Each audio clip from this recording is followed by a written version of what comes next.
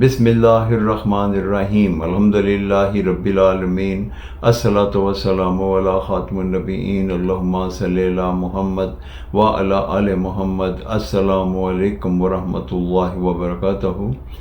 मैं आज आपके सामने मौला अली अलैहिस्सलाम का एक कौल बयान करूँगा जिसमें हज़रत मौला अली अलैहिस्सलाम ने हमें ज़िंदगी से तंगदस्ती और फ़ख्र दूर करने का तरीका बताया है।